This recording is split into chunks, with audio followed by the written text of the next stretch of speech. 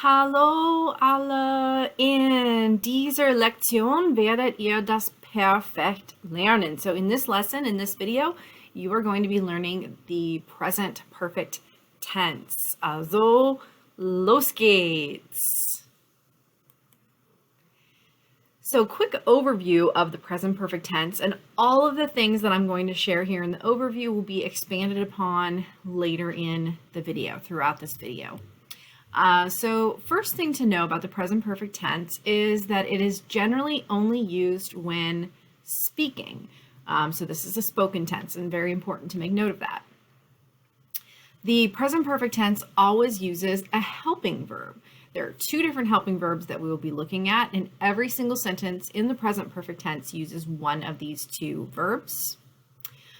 And the other thing to know about the present perfect tense is that there are regular verbs and there are irregular verbs. So as with everything with German, there are always regular verbs that follow the rules and irregular verbs that sadly do not follow the rules. And those just need to be memorized through practice and repetition.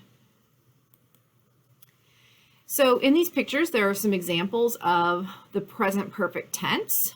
So up here at the top, das Kind hat seinen Teddybären fest in der Hand gehalten. So the child held its teddy bear tightly in its hands. So held, present perfect tense, is a spoken past tense. Die Katze hat den ganzen Tag geschlafen. The cat slept the entire day. Slept. So past tense. Hat eine schwere Box getragen. He carried a heavy box. Ist Auto gefahren. He drove a car. Die Tomaten sind gewachsen. The tomatoes grew. So you'll see all of these sentences are in the present perfect tense. And let's dive into exactly what you do and what it means and how it all works. So here are some things to know about the present perfect tense. So this tense is also known as the conversational past, and it is mainly a spoken tense. Obviously, for our intents and purposes, you are going to be writing sentences to learn how to do this. But down the road, as you head into German 3, German 4, maybe all the way to AP, you're going to need to start to learn when to use this tense in speaking and when to use the other past tense in writing that you will learn in Deutsch 3. So here you go. In German 3, you will learn the written past tense, and it's very, very important to know that these are not interchangeable. There is a correct time and place for each of these tenses. So the present perfect tense is used in speaking, and the narrative past tense is used in writing. And as another example for you here, gestern Abend habe ich einen neuen Computer gekauft. So yesterday evening, I bought a new computer. An important term to know as we're working on the present perfect tense is the past participle. So the past participle is the past tense form of a verb. We know the term infinitive form of a verb. An infinitive form of the verb is where a verb starts. So that's what we see on our vocabulary list typically. If we were to go to Leo and look something up, we would see an infinitive of a verb. When we're dealing with the present perfect tense, you're going to be seeing what's called a past participle of a verb. The past participle is always going to be last in the sentence, and we'll explore this with examples as we go. Regular verbs do follow a pattern, which I will show you. Irregular verbs, and there's a lot of them, they just have to be memorized. And that comes with time and practice and repetition that you will start to memorize those verbs. In general, past participles begin with the prefix GE. The majority of our past participles do begin with GE, but there are some exceptions to the rule. The first exception to the rule is verbs with an inseparable prefix. So we've talked a lot about separable prefixes and not really inseparable prefixes. So any of these letter combinations, BE, EMP, ENT, GE, MISS, VER, and ZER. So ba, emp, ent, ge, mis, ver, ter. These are considered inseparable prefixes. and they do not get a g added to the beginning of them. And you will see examples throughout this video. Verbs that end in ieren, for example, fotografieren, that we've seen a few times this year already. Buchstabieren, which we haven't seen yet, but buchstabieren means to spell, fotografieren, to take pictures. Any verb that ends in ieren, it does not get a GE either. But for the most part, most verbs get a GE when they're in their past participle forms. A few more things to know about past participles. If we are dealing with regular verbs, and it's always good to learn the regular rule. And if you aren't sure if a verb is regular or irregular, there are a lot more regular verbs than irregular verbs. So if you learn the regular rule and you're ever not sure, is this a regular verb, is it an irregular verb, use the regular rule. Even if you're incorrect, most Germans are going to understand what you're saying, and just know that you didn't know this verb form, but you knew what you were trying to say and what you were trying to do, and they're going to understand what you said. So getting down the rule of regular verbs is key, and here's what we do.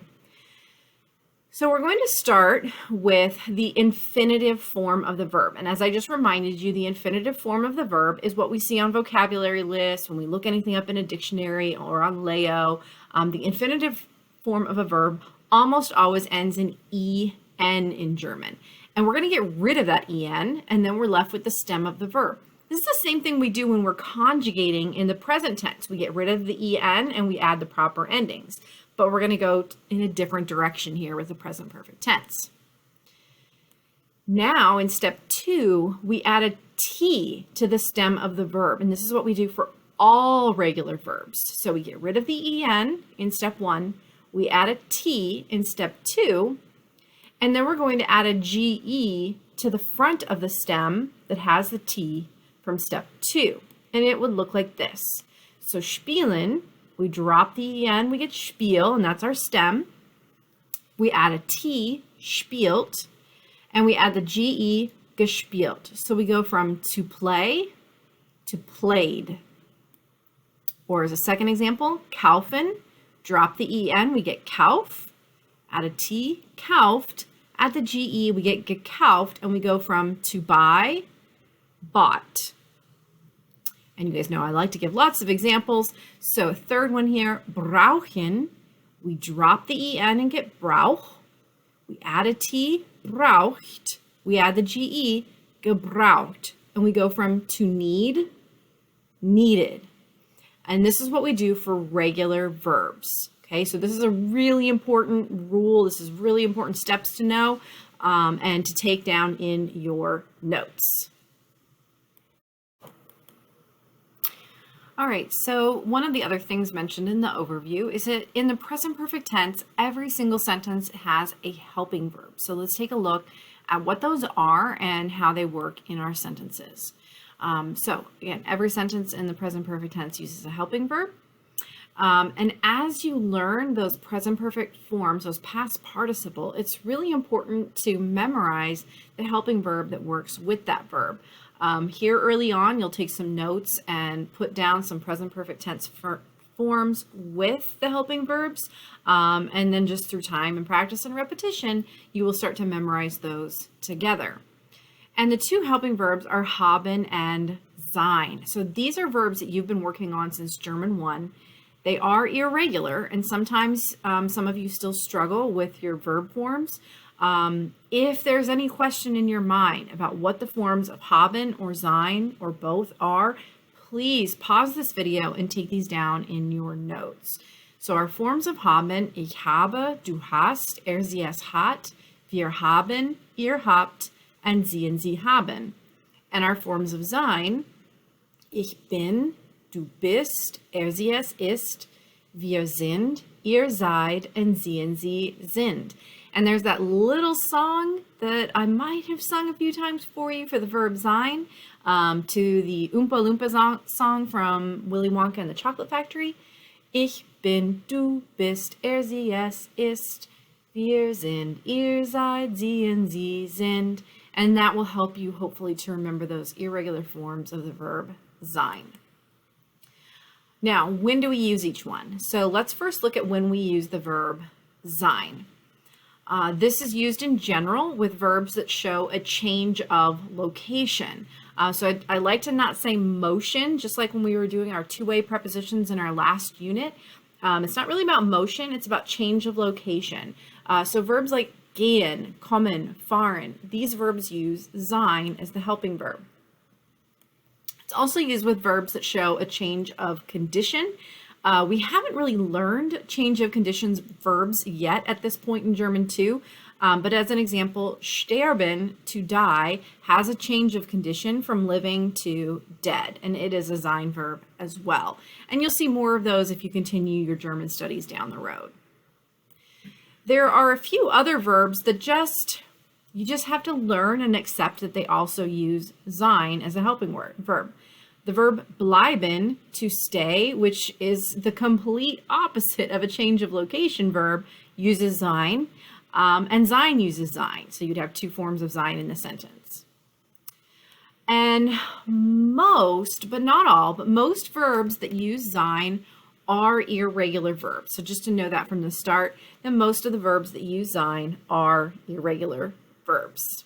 Let's look a little bit more at sein. So here are some Beispiele, some examples of sentences with sein as the helping verb. Ich gehe in die Stadt. I go into the city. We have the verb gehen, which is a change of location verb, becomes ich bin in die Stadt gegangen. I went into the city. Er fährt nach Berlin, using the verb fahren, to drive. He drives to Berlin. Er ist nach Berlin gefahren. He drove to Berlin, using our helping verb ist in that sentence. Wir kommen 8 Uhr with the verb kommen as a change of location verb, to come. We come at 8 o'clock. Becomes wir sind 8 Uhr gekommen. We came at 8 o'clock. Sie bleibt eine Woche with the verb bleiben. She stays for 1 week. Becomes sie ist eine Woche geblieben. She stayed for 1 week. And another one here with the verb sein, bist du krank? Are you sick? Becomes bist du krank gewesen? Were you sick? And a final example, kommt sie? Is she coming? Becomes ist sie gekommen? Did she come? Noticing that in all of these situations, our word order did not change. We simply took out the present tense form of the verb, we moved it to the end in the past participle, and we replaced the original verb with our forms of sein. The other helping verb is haben. So haben is used with almost every verb that doesn't show a change of location. There are far more verbs that use haben than verbs that use sein. And as I said with learning the regular rule of creating past participles, if you're ever uncertain, there are so many more verbs that use haben than use sein that if you're ever not sure, just use haben, because there are a lot more situations where that would be correct. Here are a few examples. So ich kaufe einen Computer. I buy a computer. Ich habe einen Computer gekauft. I bought a computer. Wir essen eine Pizza. We are eating a pizza. Wir haben eine Pizza gegessen. We ate a pizza. Mein Bruder spielt Fußball. Mein Bruder hat Fußball gespielt. So my brother plays soccer. My brother played soccer. Wie viel kostet es? How much does it cost? Wie viel hat es gekostet? How much did it cost? And machst du die Arbeit? Are you doing the work? Hast du die Arbeit gemacht? Did you do the work? I would like to point out at this point that with both of these helping verbs, the seins and the habens, this word doesn't get translated into English. Ich habe einen Computer gekauft. I bought a computer. A lot of people want to try to translate this, but we are past the point where you translate every word in German. I have bought a computer is a slightly different tense in English than I bought a computer. So it's important not to translate these helping verbs when you are translating from English to German or German to English. They just need to be there to help that past participle along its way. And at this point, you've seen a lot of examples, so hopefully you're seeing and you've figured out the correct word order, but let's break that down for you. Every sentence in the present perfect tense has two verbs in it, which you should have noticed by now. We have the helping verb and we have the past participle. As with the future tense that we've already done, as with modal verbs that we've already done, anytime there's two verbs in a German sentence, the second verb must be in the final position in the sentence. It has to come last. Think about it like verbs just don't get along and they need to be separated. So we have one verb up there with the subject of the sentence and the second verb at the end of the sentence, separated from the verb that it's working with. It just can't stay together, and it goes to the end of the sentence.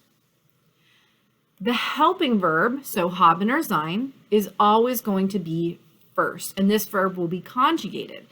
So it's going to come right along with the subject of the sentence, conjugated for the subject of the sentence. And the past participle, which is generally that g form, it takes the final position in the sentence. It's going to come last. So here are some examples to just really talk through that. Ich bin in die Stadt gegangen. I have verb 1, bin. I have conjugated that. My second verb all the way to the end of the sentence, and it's in the past participle. Ich bin in die Stadt gegangen. I went into the city. And again, we don't translate that helping verb. I went into the city, and the bin is just there to help things along. The second example, hat seine Großeltern besucht. He visited his grandparents. We conjugate verb number 1, so that's our haben as a helping verb, so hat. And our past participle goes all the way to the end of the sentence. Third example, wir sind spät zur Schule gekommen. We came late to school. Our first verb is our helping verb conjugated, wir sind, and our past participle is the last thing in the sentence. And a final example, Sylvia hat bis 11 Uhr am Samstag geschlafen. Sylvia slept until 11 o'clock on Saturday. Verb 1 as our helping verb haben, Sylvia hat, and then our past participle goes to the end of the sentence, geschlafen is the last thing in our sentence. So one last thing to look at is going to be separable prefix verbs. We have seen separable prefix verbs for a while now, and some of you are getting better and better at remembering to take those prefixes and send them to the end of the sentence. And now we're going to undo that just a little bit with the present perfect tense. These are going to work a little bit differently. So when we are dealing with the present perfect tense form of separable prefix verbs, we're going to create the past participle and add the prefix in front of it and squish it all together into one word. So we're going to have the separable prefix, the past participle all together as one word, and it would look like this. So if we have the verb mitkommen, excuse me, mit is our separable prefix, gekommen is our normal past participle, and it becomes mitgekommen. A second example, aufräumen. Auf is our separable prefix. Our past participle of räumen would be geräumt, and it becomes aufgeräumt. So to clean up, cleaned up. To come along, came along. And a third example, einsteigen, to board or to get on board a vehicle. Our separable prefix is ein. Our past participle of steigen is gestiegen, and it becomes eingestiegen. So with separable prefix verbs, we have to remember to add this prefix to the past participle, and it all becomes one word at the end of the sentence. And looking at those past participles, just some things to know about them. As you learn new verbs, you need to learn the past participles at the same time. Practice, repetition, memorization is key. Moving forward in German, upcoming vocabulary lists will have the past participles provided for you on your vocabulary list. But you do need to know how to create them following the guidelines in this lesson. And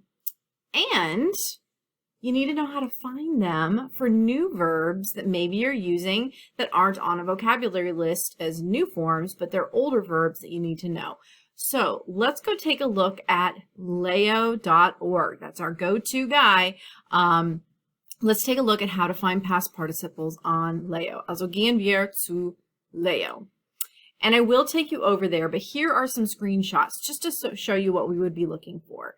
So if we have the verb kaufen, we put that in our search bar. We're here under verbs. We see to buy.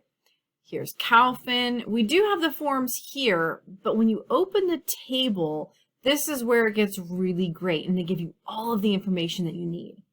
At the very top, you see the word Hilfsverb, which is helping verb. So Hilfsverb haben. So now I would know that kaufen uses the helping verb haben. And at the very top, we have presens, which is our present tense. And then right next to it is perfect, because these are the two most common forms used. They're at the very top of the chart. So present tense and the past tense or present perfect tense, our spoken tense is right up here. And you see the gekauft and haben conjugated for you throughout. So I'd be able to see, ich habe gekauft, I bought, du hast gekauft, you bought. Sie hat gekauft, he, she, and it bought. Wir haben gekauft, we bought. Ihr habt gekauft, y'all bought. And sie haben gekauft, they bought. And you'll see this for every single verb on Leo. So here we are on leo.org. And maybe we have a verb. So in the lesson I had, for example, the verb sterben, to die. So this is a new verb for me. It's not on my chart of regular verbs, and I need to know what is the past participle. I look it up here in Leo. I see the translation here, to die. And over here, I do see gestorben, and that's the past participle, but this doesn't tell me what the helping verb is. So it's always best to open up the verb table. And when you do that, you see the helping verb is sein, Hilfsverb sein. And then under the perfect, you see sein fully conjugated for each of the pronouns. And then you see the past participle. So ich bin gestorben, I died, du bist gestorben, you died. It's kind of a dark verb to use, but there you go. So moving forward in your studies, you can come over here to Leo and look up verb forms when you need them. And the very last thing that I want to do is show you how to change sentences from the present tense to the present perfect tense. And I like to give steps. Some people figure this out really fast. Other people might need to look at the steps for a few exercises, for a few units as they get used to doing this. So step one, you're going to identify the main verb in your present tense sentence.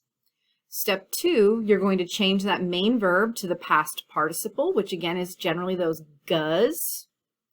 Step three, you're going to move that main verb as a past participle all the way to the end of the sentence. And step four, you'll add the correct conjugated helping verb, so either haben or sein, where the main verb was. And as an example, ich spiele Fußball am Freitag. I am playing soccer on Saturday. Step one, I identify that my main verb, spiele, comes from the verb spielen. I'm going to change that in step two to the past participle, gespielt. And then combining steps 3 and 4 here, I move gespielt all the way to the end. I would check my notes and see that the verb spielen has the helping verb haben, which then I'm going to conjugate for ich habe Fußball am Freitag gespielt. I played soccer on Friday. So normally in class, I do this as an activity all together. So what I want you to do is pause the video and see if you can figure out, looking at your notes, see if you can figure out each of these sentences. What would they change to in the present perfect tense? Let's see how you did. So, wir tanzen in der Disco. We dance in the dance club would change to wir haben in der Disco getanzt. We danced in the dance club. Our next sentence, ich gehe zum Kaufhaus. I go to the department store, would change to ich bin zum Kaufhaus gegangen. I went to the department store. Michaela isst eine Bratwurst. Michaela is eating a Bratwurst. Becomes Michaela hat eine Bratwurst gegessen. Michaela ate a Bratwurst. Spricht Deutsch. He speaks German. Would change to hat Deutsch gesprochen. He spoke German. Wir lernen Grammatik heute. We are learning grammar today. Changes to wir haben Grammatik heute gelernt. We learned grammar today. Kaufst du einen Pulli? Would change to hast du einen Pulli gekauft? So are you buying a sweater? Did you buy a sweater? Fährt ihr zum Museum? Are you driving to the museum? Seid ihr zum Museum gefahren? Did you drive to the museum? Ich höre meine Mama. I hear my mom. Ich habe meine Mama gehört. I heard my mom. And our last one, was trinkst du? What are you drinking? Was hast du getrunken? What did you drink? Okay. So obviously this is a lesson that is going to take time and practice, repetition, guidance to get down. It's very important that if you are lost, if you're confused, that you know that you can message me or email me or ask me in class the next time that we see each other, and I will be happy to help you. Okay? Bis zum nächsten Mal. Tschüss alle. Tschüss von Frau Katzen und Rodian. Tschüss alle.